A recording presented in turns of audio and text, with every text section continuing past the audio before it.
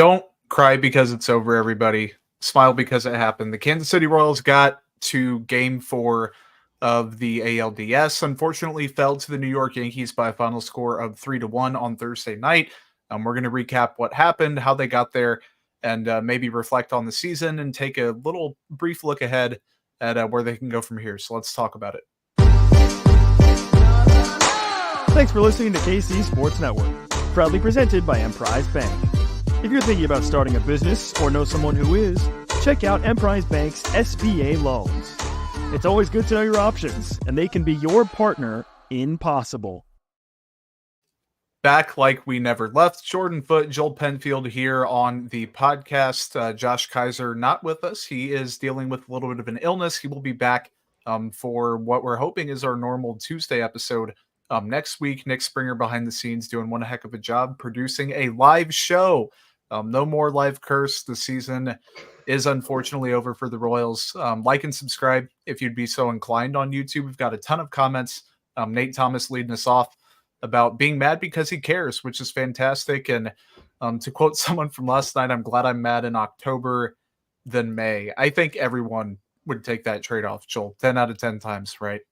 Oh, yeah. I mean, if you had told me back in February that we'd be sitting here on October 10th, still talking about competitive baseball for the Royals, I mean, I'd have taken it 100 times out of 100. I mean, it sucks to end this way and for it to end this way, but I mean, I won't have it any other way.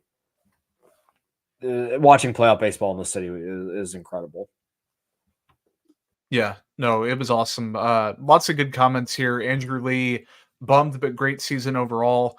Improve another 40-plus games. Man, if that happens, we're going to have a totally different conversation. Brady Vaughn forgot what losing in the playoffs feels like. Like, all of these are very, very legitimate comments and feelings everyone's having. The fact that we had that Northwest Arkansas episode, Joel, way back, and we were like, okay, this team, they're going to win, 74 games or whatever my prediction was. I think you might have been 75. I was one game below you and Josh was a little bit higher. Yeah. And they won 86 and not only beat Baltimore in fairly convincing fashion, but got to the ALDS. Impressive season. And I just want to lead off with that to start. And we can peel back where they fell short on Thursday night. But like Chris Palmer said, disappointed, but a great season. They played absolutely awesome all year. I think that's the proper emotion to feel. Like, yeah. You kind of got a feeling that the game had kind of not gone their way around the 6th inning. I think the Kyle Isbell fly ball that lands a foot short of being a game-tying home run felt like the nail in the coffin. Like, that was the chance, and the wind just knocked it down. At that point, I kind of wiped my hands of it and was just like, okay. And I tweeted at the middle of the game too. Like, I am just trying to tune my mentality towards, like, this team overachieved in a way I don't think any of us thought was possible. If they won 77 games, or even if they were around our preseason predictions, they overachieved because of where they were after 2023. And beyond that, they were in a pennant or in a division chase to the very end, at least until about the middle of September, which, again, coming into the year, I mean, they were tied for first at the end of August. Like, they did everything they could this year with a roster that was good but flawed. And I know we can peel back some of that, and some of that came to fruition tonight and throughout these the ALDS, but they were awesome, and it gave us something to cheer for all year long. It wasn't the middle of May where we're like, okay, let's just start talking about the Chiefs or tuning back our conversations, because it's like, what's the point? They've lost 10 in a row. We didn't have any of that this year. They gave us something to cheer for. They gave us something to be happy about and give us competitive baseball until, from opening day at the end of March to the beginning of October. I mean, you can't ask for much more, and you hope that this is just the beginning. I think that is where my mind went to the most was, okay, you overachieved massively for year over year. This can't be, okay, this is where we're at. Like, they have to find that next level. You do what you don't want is for this to be a year early and that's awesome. And then you fall back and win 73 games next year. Like that can't be how they do it. But with the commitment from John Sherman to invest in this team and JJ McCullough's ability to churn a roster and improve year over year, I feel confident that this is just the beginning. And this is where the Royals are going to be a playoff contending team going into next season. And there will be the expectation of that. And we'll see how the team handles that expectation rather than being the team that was good and snuck up on everybody because no one thought this was possible. If you're listening and you're like, okay, it's 6 minutes into the podcast, these guys haven't said anything negative. Trust me, it's coming. Like, we are going to have a fair analysis part of the podcast, but I think like it'd be doing a disservice to not off the top tip a cap to Kansas City for doing what not even like the biggest optimistic Royals fans, like probably the top 5% thought, okay, they might be able to make the playoffs, like if everything clicks. And I don't even want to say everything did click. They still kind of stumbled into it and then had that series against Baltimore. And Brady Vaughn, I see your comment here about sacrificing defense for offense. I want to get back to that at, I guess, a more appropriate time in the show, because I think that is a perfect fit with some of the conversations that we're going to have. Joel, I think this was really a take care of business vibe type of game. And the Yankees right off the bat, literally first inning, leadoff double by Torres. Soto singled him in. Judge had the ground into double play. But I was like, man, early on, the vibes were not fantastic. And Michael Wacha did not pitch a bad game. He settled in really nicely after those first two hitters. Then he gets the double play from Judge and gets a pop out from Wells, and I feel like, okay, they settled in. Like three pitches in, you're like, oh crap. And he worked around the leadoff double in the second, had a 1-2-3 third. Like, he did settle in after a while.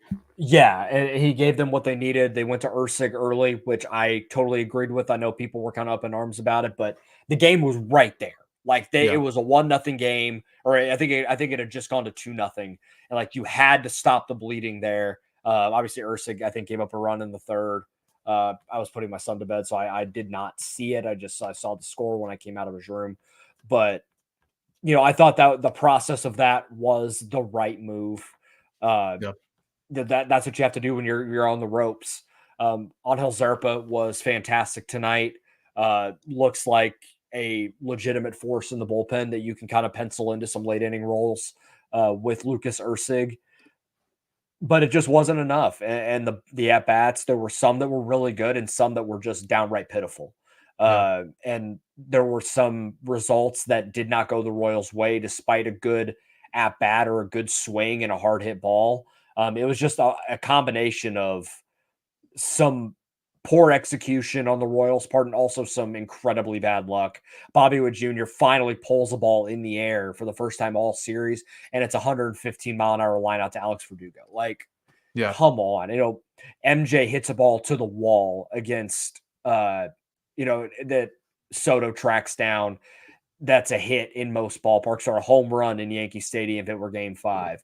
Isbell, I talked about Isbell's hit that looked like it was going to tie the game, and the entire crowd is trying to will it over the wall. Michael Massey in the 8th inning strikes a ball to left field, and it's a line out to Verdugo. And it's just like, man, what are we doing here? Like, some of those things, like the BABIP gods were not in their favor in certain aspects. The team obviously had their shortcomings, and I'm not going to try and deny that. But there was some stuff that was just some poor batted ball luck that just didn't go in their favor. But again, like I've talked about on this podcast before, sometimes them's the breaks, and you got to make your own luck and keep putting the ball in play and put together good at bats. And there just wasn't enough of that to combat some of that batted ball luck. Yeah. And I think that's really pretty much it for the first 3 innings. I did want to highlight this comment from Jason Clark. Disappointed to say the least. They came back home and dropped both home games in front of 40K fans, and doing so finished with 8 straight home losses. I think that personally is a very, very valid feeling to have. But the caveat is the people on Twitter in the immediate aftermath of the game. Luckily, I didn't see this very much at all. I was kind of surprised.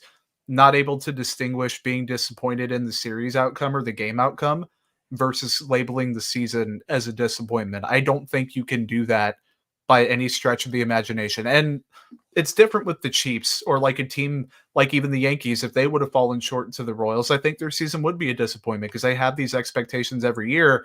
The Royals, and as they should, they're confident. They're a big league team. They're professionals. They expected to be here. The fan base didn't. I don't think media did. Outside people didn't. So for us in any capacity, media, fan, YouTube comments or podcast or whatever it is, to jump on and say, man, this is a disappointment of a season. Just straight up not true. I don't think they didn't see many good things. But with that said, you have to be at least a little bit disappointed with the outcome because they were that close, because Kyle Isbell missed a home run by, it was 24 out of 30 ballparks, because MJ Melendez hit one that was 26 out of 30 ballparks, because the offense, you didn't get what you needed from the best players. And I want to hit on that later in the show. The disappointed feeling is totally fine. I just wanted to establish that coming into the break. But the season overall, Joel, you can't be disappointed in that by, I don't think, any stretch of the imagination. No, I mean, you can be disappointed by the way that it went out, and I understand that's how I feel right now. Like, I'm upset, I'm sad, like I get it. But I think when you look at the season as a whole, there's no way that you can feel disappointed. I don't feel like, if you feel that way and you're mad that they made it to the second round of the playoffs after winning 56 games last year, like, seek help. Like, get off Twitter. Like, come on, guys. Like, what this team did is nothing short of remarkable. Like, truly. And they're going. I'm curious what they do. But if last season was any indicator, if they're willing to drop $100 million in free agency, total money on a team that had won 56 games the year before, then there's no reason why they can't go out and do something like that again. I don't think it's going to be the same type of money, but they're going to find ways to improve this roster via either trade or free agency. And I think JJ Piccolo has built up enough of a track record over the last 2 seasons that he knows what it takes and what he needs to do to improve this roster to make it viable and make it competitive. Like, he has earned that level of, I trust what he's going to do. There hasn't been many moves that have blown up in his face or been a disaster. And if it hasn't gone well, they've either found ways to pivot or move off it. I'm curious what he does. They're going to have to attack offense like they attacked the pitching staff this past year. But there's going to be, they're going to find a way to do it. I feel very confident of that fact. Yep, absolutely. We are going to rip off that Band-Aid here in a second, but first let's hit a quick break. Looking for tickets for your next event? Tickets for Less is your #1 source. Save big on every purchase when you use promo code KCSN at ticketsforless.com. If you guys want to jump into the conversation and you're watching on YouTube, hit the like button, hit the subscribe button, drop a comment. We are reviewing all those live comments and want to stay as engaged as possible with you guys. If you want to do so on the KCSN hotline powered by Mint Mobile, you can do so at 913-407-6524. Again, that's 913-407-6524. If you're an Apple listener, hit that subscribe, leave us a review. If you're a Spotify listener, do the same thing. Extremely grateful for all the support this season. Whether it was the Northwest Arkansas episode way earlier, whether it was last year, whether it was mid-season, whether you just started tuning in for the playoffs, we appreciate all of that equally. Royals fall 3-1 to the Yankees in Game 4 of the ALDS. Game picks back up in the 5th inning. 4th inning, leadoff walk was kind of wasted by New York. The Royals didn't do anything in the bottom of the inning. The 5th is where, for lack of a better phrase, the shit hits the fan, Joel. They tack on a run. Volpe has the 1-out single. Verdugo grounds into the fielder's choice, but then Birdie singles, Torres singles, gets him to third. They get 1 run, stop the bleeding there. The deep fly out from Melendez. Like, that 5th inning, Pham with the 2-out single. Tommy Pham, by the way, brief shout out to him. He had Garrett Cole's number all night. He went 3 for 3 against a really, really tough assignment. Yeah, Tommy Pham, like we talked about him when they signed him. We're like, okay, sure, but he meant a lot to this team. Yes. Down the stretch of the year, it kind of gave them the attitude they needed.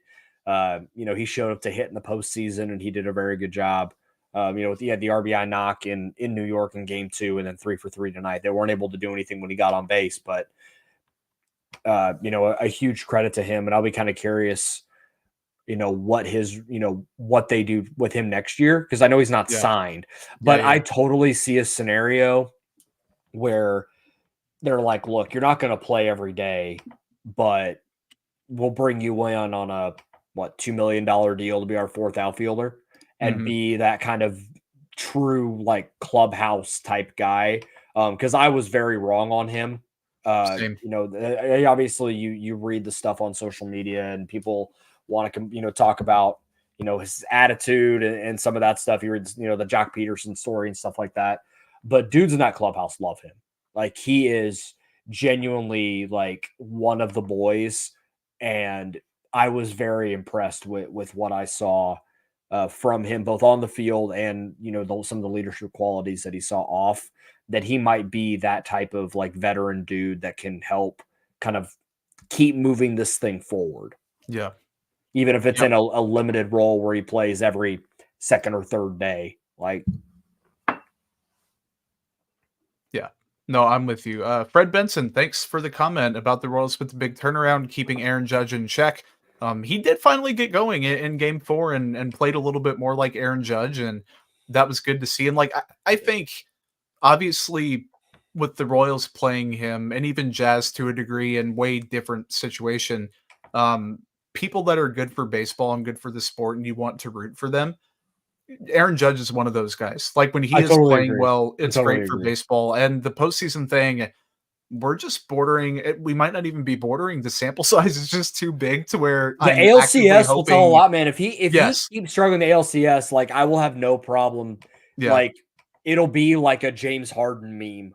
Like, we're heading in that direction. Like, people can talk about that Bobby struggled in the postseason, but at least he has the excuse of he's 24 years old and it was his first postseason ball. Like, it clearly the moment was a little big, and I'm not going to act like it was, but he still put on some good swings and good at bats, and it sometimes stuff just didn't go in his favor. Aaron Judge looked rough for a lot of this series. I'll be curious what he does against the Guardians or Tigers. Yep. Which is insane, by the way. The AL Central just, pushing for deep playoff positioning and all that stuff. I did want to highlight, and we mentioned this earlier, Brady Vaughn's comment about sacrificing maybe some defense for better offense, thinking we need better production from all outfield spots, which I think we all agree with. Most outfielders we have are good defensively. I think that applies to, I would say, center field, very obviously the most, with Kyle Isbell out there. And you take the trade-off, I think, even as the president of the Royals should look at upgrading over Kyle Isbell thing. And the caveat is, if both corner outfielders also can't hit, then you have a problem. But if you have guys in the corner that can hit, even if they aren't great defenders, you live with Kyle Isbell because he's covering, quite a bit. So I think there's a balance between it.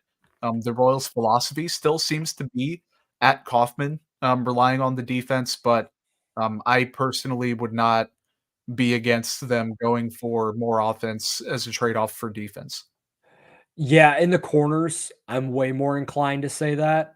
But, if they move to whenever this downtown stadium thing happens and they say the dimensions are a little different and it's not as massive of an outfield, then I think you would consider moving more offense for, and sacrificing a little bit of that defense. But with the way that the stadium is as presently constituted, like, they need a very good defender out there. Now, if you're able to maybe make a trade for somebody that has some offensive, a little more offensive upside with that elite defense, then I'm willing to listen to that. Those guys are kind of few and far between. I have my eye on, a guy that maybe the Royals try and make him, would make a move for. He feels like a Royals type of guy, but we'll put on our GM hats in a future episode. Yeah. But I think in the corners, you have to, like, As long as they're not like doing the Eder Olivares frying pan glove thing, like Anthony Santander, like someone like that. Go get a dude that hits 35, 40 tanks in right field and isn't a nightmare in right field. I'm set. Like the problem is the free agent class this year is just not great. Kind of So bums. like, Yeah. it's Especially at the not spots they need help at. at the spots they need help at. It's a problem. So that's where I feel like they're gonna need to. I feel like they're gonna need to make a trade. This is where, or make some moves and wheel and deal and figure out how to make the roster better that way. Yeah. Let's jump back into the game. We kind of left off with our recap here at the fifth inning. The sixth inning, if it was hitting the fan in the fifth, the sixth is when it definitely did. The leadoff double from Judge to the gap ended up scoring. Of course, it was Giancarlo Stanton because it's always Giancarlo Stanton. Huge playoff riser, awesome player. And then the Royals did get on the board though in the bottom of the inning, and then you're kind of feeling okay, maybe there's a pulse here. Garcia leadoff single, Massey grounded into the double play, and I think that the benches clearing kind of interrupted Garrett Cole's rhythm a little bit, at least temporarily. Weird kind of sequence there. Bobby Witt Jr. 2-out single to right. Vinny Pasquantino, absolutely huge hit. Do want to give him credit for that because we might be having a little bit different tone here in 5-10 minutes on the show. Then Salvador Perez pops out to second base. So both teams get something across in the sixth. Then Angel Zerpa comes on, ground out, fly out, strikeout, does a really good job. Another Tommy Pham 2-out single, and the Isbell fly out. Now, infamous David Reed, forever going to haunt him, forever going to haunt a lot of people. And it was so close. Like, my daughter had just gotten to sleep. My son was asleep. I'm pretty sure my wife was like falling asleep in bed with our daughter. And I didn't say anything. Like, I was really quiet. But if that ball went over the wall, I would have woken everyone up in the house. Like, there is a 1000% chance that would have happened. And I slumped back into the chair.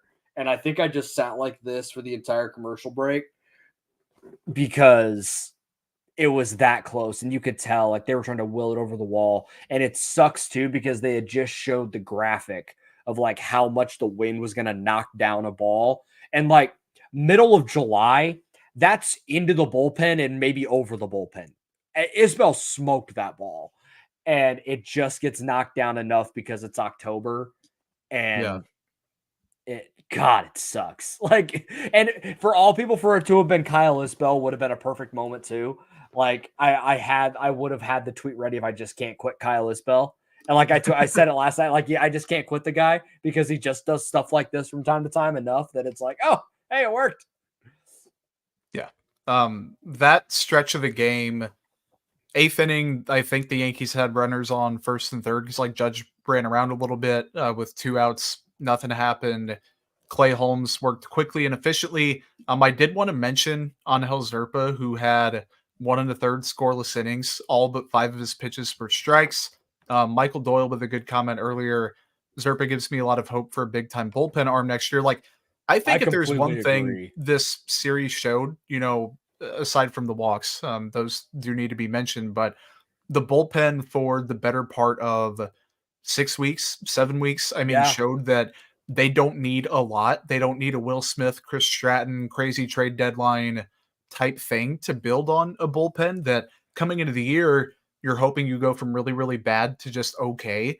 Now you're hoping you go from okay to, I would say, good, and you truly make that great leap. And I think that, if you're fighting on the margins again next year to make the playoffs, that having that head start and the post-deadline bullpen would make a pretty big difference. And yeah, Brady, I'm with you. Zerpa, I think coming back from Omaha, how he pitched and even how he pitched beforehand, I've always been high on him. And I think that he's shown nothing but reasons to keep that up. Yeah. And about 2 months ago, I'm looking at this bullpen and I'm like, okay, outside of Lucas Erceg and maybe Chris Bubich, who's going to be in the bullpen? Like, who can you possibly bring back? And over the course of that time, I think you probably pencil in, I think Sharpie next year is Erceg, Bubich, Zerpa, maybe Sam Long. Like, I think you can get, I mean, he's going to be cheap. And I think he showed you a lot. I mean, what he meant to this team in this bullpen this year. He was one of the most steady people in the bullpen pretty much all year outside of Lucas Erceg. And then you add in on the, the back end, like a Hunter Harvey, if he, his back gets right, I think there's still a good pitcher in there. And obviously it didn't work out, but he had such a little sample that like, we don't know what he could have been. Maybe if a role shifted. James MacArthur's going to get another shot. Yep. But it's in a very different role, and maybe that makes a difference. And it is an upgrade to the back end, the kind of the front end or like middle innings, because he doesn't need to close out the ninth anymore. Like Lucas Erceg has that locked down, and I think Angel Zerpa has the stuff to close out the ninth if you need him to. It depends on what they do with Chris Bubich, but the bullpen doesn't need as much tweaking as I thought in like mid-August, where they're going to have to overhaul this thing. They don't have to anymore. And it's just add a piece or two to kind of fortify it.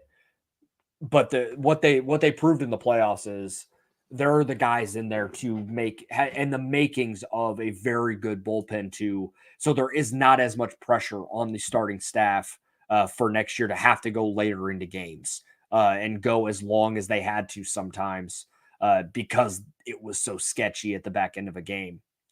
Doesn't seem to be the case anymore. So hopefully they're able to build off of what they did in September and October and move on to next year. And like Nate said, and you were mentioning all the names in the bullpen, Hunter Harvey, I don't know if it's going to necessarily be a great addition back to the pen, but I think he does deserve the benefit of the doubt with the back injury. Yeah, and I think so. He and like deserves a shot. He had enough of a track record for about a year and a half of being solid. But I think it changes the math a little bit when Hunter Harvey can be your guy that comes out in the 6th or 7th, and maybe a 7th or 8th, than needing him to be your 8th or 9th inning guy like he was slated to be when the Royals brought him over. Daniel Lynch too. Good call. Yeah, Daniel Lynch as well. Is kind of a multi. I think he's kind of going to be a hybrid type guy, I'd imagine, or a true 2-inning type of guy. He reminds me of how I thought they would use Zerpa when he first came on, and kind of how they did. Fair. I mean, when he first came on. Yeah, I agree with that. Alec Marsh too. I mean, carried with a good. They have a very big. So Alec Marsh list. is super interesting. I wonder if maybe he becomes surplus, and you try and package him somewhere to a team because, especially if he wants to start. Like I don't view him as a starter. I think the idea of him in the bullpen is much better. But if he wants to be a guy that wants to start, maybe they can do right by him and pick up, corner outfielder, a prospect. And he has so much control, you can get a decent return for him because I think there is a very good pitcher in there. Yeah. No, I'm with that. I think that there should be a very very short list of players that they shouldn't be willing to at least pick up the phone, listen to. I can think of, 2 or 3, and maybe even really 1 if you really, really, really needed to, but it's probably 2 with Witt and Perez. Everyone else, if someone calls and says, hey, we're thinking this, that, and the other, you at least have a conversation, whether it ends in you, flipping the bird and hanging up or whatever. They have, I guess you could throw Cole Reagans up there too. And Seth Lugo. So maybe a little bit more than I thought, but you get the point. Position player wise, they don't have. There's not many. Like I think the only 3 that I legitimately would not take a call on would be Vinny. I still believe pretty in Vinny. close. The postseason does not I think he gets temper anything for me. Yeah. Like the dude came back at 70 to 80% to try and help his team out in the playoffs. Like I think I feel the call and say no and hang up. Probably correct. Like yes, the minute that Vinny's name gets mentioned, you hang up the phone, and then Bobby and Sal. And I think Massey's just on the periphery. I think he showed enough in the postseason. He's grown on me awesome. a lot. He was legitimately awesome, and for most of the year was very good. But the health side is the concern. Back injuries don't get better. It flared up on him twice during the season. So that's the only concern with a Michael Massey. But I do think he is an everyday player type of guy that you hit 5th or 6th in the order. I don't think he's a long-term leadoff guy, but did the job well enough in October to kind of be that guy that they really needed at the top of the lineup. Yep. Bottom 9, Vinny Pasquantino strikes out on a ball in the dirt. Salvador Perez strikes out swinging, and Yuli Gurriel had the flyout. Bobby Witt Jr. capped off the bottom of the 8th with a ground out. It just seemed like I think while you can have a 2014 type run and you can have a Detroit type run, eventually those weaknesses are going to get exploited and exposed in the playoffs. And it happens to everybody 9 times out of 10. And they were impatient. I think that the moment got just a little bit totally big for them in the 9th. Like that was a very uncharacteristic at bat for Vinny that I was like, oh, okay. Yeah, like they felt it. Like again, like when you go from where they were to where they ended up, it's hard not to. It's hard not to. Like I'm not, and it doesn't excuse it. It's like it was like, oh, that's not great. But I'm not gonna I'm not gonna act like it's whatever. Like they'll learn from that sort of thing. And Vinny is too good to have at bats like that. Like you could tell that either the hand was bothering him or it just something wasn't right, because a 1 for 17 stretch for him with the strikeout number. Like we've seen him go 1 for 17, but there's like 2 strikeouts in there. He struck out a bunch. It clearly was, was hampering him. I have this doesn't bring me any joy. It brings context, but I think necessary context. Bobby Witt Jr. and this was on the fly data that I was trying to catch up with in the 9th inning as guys at bats were coming in. So if I'm off by 1 or 2 on something, please don't hold it against me. But by my calculations, Bobby Witt Jr. 2 for 17 with 5 strikeouts.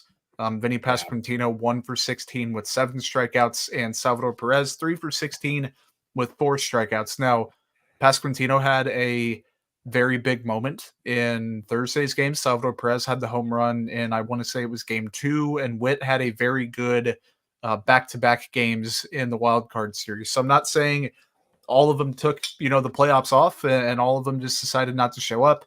Witt, I think, did well in the wild card series, had 1 isolated rough ALDS. I think he'll bounce back. Pasquantino had the thumb thing. Really don't think that's representative of him as a player. It's Salvador Perez. 100%. You take the good with the bad 100% of the time. So all of that's to say, it's nothing to hit a panic button with any of them. But I sent that to the chat after the thing was over. 6 for 49 with 16 strikeouts from your 3-star players. That's your series right there. And it is. It totally is.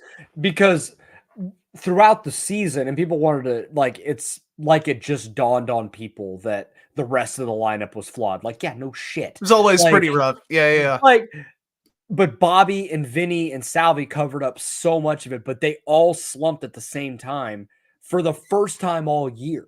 Like, it was always like 2 of the 3 were really good while the other one struggled.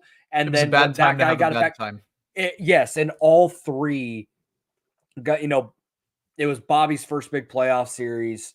It was Vinny's first big playoff series with a busted hand. And Salvi really kind of faded down the last 6 weeks or so. And it all just happened at once. It was just a perfect storm of issues. And it kind of magnified the rest of the lineup really struggling. Now, again, I thought Massey had a really solid series, and he's kind of exempt from this. But like the rest of the guys really didn't come through. I thought Yuli was fine, but it wasn't enough. It's funny that I saw people really just clamoring for Garrett Hampson at bat, which when in the world has anyone said that? I'm like, okay, we've crossed the Rubicon of people wanting to complain if that's where their mind goes to. But shout out to Garrett Hampson for having a solid series when he did play in games 1 and 2. But they're going to have to make improvements. I know Bobby is going to be an elite player. He is. The dude's going to finish runner-up in MVP for a reason. I think Vinny Pasquantino is a very solid player and provides a lot to this offense. He kind of was the straw that stirs the drink for this offense, despite how amazing Bobby Witt Jr. is. It was pretty clear that when he went down, it was, oh crap. because of what he means with his ability to hit situationally and hit with runners in scoring position. And then Salvador Perez is just going to hit home runs. Like he's going to come through. He's going to hit. And it's just going to be in a different capacity than pretty much the rest of this lineup. But I still think even Salvi in his mid-30s, like there's still a lot of meat on the bone for what he can do, even if it's not what we saw a few years ago. Like there's still a very, very good baseball player in there. Like it does. This postseason doesn't change my opinion on those three guys. Quick math here, and again, could be wrong because I did not major in math. 3-1, 3-2, 4-2, and 6-5 makes it 14-12 for the scoring. It was a negative like, 2-run differential for the Royals. Like all of that, they were right there. They were right there.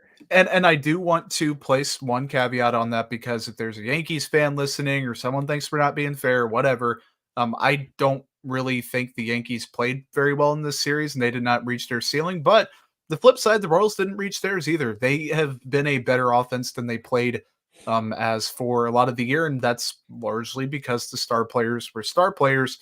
Pasquantino getting back in the lineup just didn't have the impact that we thought it would. We very much acknowledge that, hey, he could do nothing at the plate because we just don't know what to expect from that whole situation. But it was a bad time to have a bad time. And Bobby Witt Jr. had one. Salvador Perez kind of had one. And Vinny Pasquantino had a terrible one outside of that one big play Thursday. And it's tough, but it's 14-12. They're playing what I think is the best team in the American League. You're facing Juan Soto. You're facing Aaron Judge. You're facing Giancarlo Stanton in the playoffs, which I think Giancarlo Stanton in general and Giancarlo in the playoffs, two different people. Garrett Cole's out there.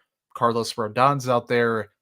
The Royals showed that they belong and they should be back. That is 100% correct. Like you're never guaranteed to, hey, just because we got to this point, and this is going to be, their logic too, that this is the bar now, but having the bar and reaching that bar are two different things. So now the pressure's on, and we'll talk about this next time we chat. Now you have to keep sustaining it. You have to find a way to improve, and that's really the tough part. Yes, like this is the hardest part. And we've seen teams arrive a year early and then take a step back the next year because they got there too early. Absolutely. Yeah. I don't think the Royals are going to go there because we've seen, like I saw it happen like last year in Miami where they were bad and then they got a new man, they got Skip Schumacher comes in and they kind of overachieve. Now that team also had like a negative 60 run differential. So like they were a very fraudulent playoff team. Yeah. But they get there and they like and it's like, oh, this is what they're going to build to. And then they were objectively terrible this year and they fell off a map. Now they also had some injuries, but they played very poorly and their offense was a joke. That's what the Royals have to avoid now is being in a position where it's like, yes, they made the playoffs this year and that's great. They cannot take a step back. But I don't think ownership, front office, or the leadership on this team is going to let that happen. I think they have too strong of a culture that they built to allow that to happen, which gives me hope that this is just the beginning. As I mentioned at the beginning of this episode, that we're going to see more playoff baseball, that it's not going to take 10 years or 30 years for the Royals to get back. I'm going to go into next season with the expectation that the Royals are going to make the playoffs. I'm not saying they're going to win the division. I'm not saying they're going to win 95 games, but I am going into next season with the expectation the Royals are going to be at a minimum in wild card 2 and let the chips fall where they may and learn from what they did this year. I think that's the path. I think that is realistic. I don't think that's sunshine pumping homerism. And I'm excited. This offseason is super exciting for what they're going to do to be able to improve this roster to maintain that, because that's what they have to do. And I think there's a willingness to do that, and we'll see what happens. But I'm excited for what the future brings because I think it's very, very bright. Yep. Couldn't have said it better myself, man. We usually reserve this for a positive outcome. This was not a positive outcome, but In honor of the season, Joel, I would like to open the floor for a toast game. Who you got? Oh man, I didn't even think about I this. know I'm putting you on the spot here. You know what? I'm going to give it to Angel Zerpa because you know what? The guy went from, I don't even know why this guy is going to be, on the roster, or like what he's even going to be. Seems like the bullpen thing kind of flamed out, and he went down to Omaha, got some stuff figured out with his slider, and came back and was a freaking weapon. And I think has asserted himself as, you can put him in Sharpie at the back end of a bullpen with Lucas Ursig, throwing absolute fuel from the left side. And I'm so excited for what he could be. Like, he showed me so much in some of these, pressure cooker type situations in October and was fantastic. If I had to give it to one individual, it'd be Angel Zerpa, but I'm going to give it to the whole damn team. Going from 56 wins, Nate, I couldn't say it better myself. Like, to go from where they were last year and we're kind of wandering through the wilderness of what's next to, in a calendar year, be toe to toe with the big bad New York Yankees in the ALDS. Absolutely remarkable. Like I said, this is just the beginning, and I hope that we're doing this time next year, but we're toast game into them getting to the ALCS and not flaming out like this. Yep. I'm going to toast game per the request of somebody who's not with us for the podcast, Carter Jensen, just for the hell of it. Josh will be back. Josh, just go with your NyQuil and go to bed. I saw the little text out of the corner of my eye and said, okay, I will do that. Hopefully he is back on Tuesday. Toast game to everybody for the support throughout the playoff run, throughout the spring, throughout the summer, and into the fall. The YouTube live chat has been awesome. Thank you for liking and subscribing there.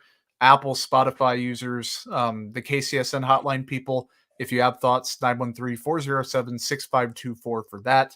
We're going to try to get back on Tuesday, whether that's pre-recorded, whether that's live, kind of a mini post-season show, mini off-season preview, thoughts from Josh, toast game JJ Piccolo from Andrew Lee. Lots of good observations. The Royals season comes to an abrupt end, but one heck of a ride. So we'll be back on Tuesday. Take care. Stay safe, everybody. And we'll talk next time.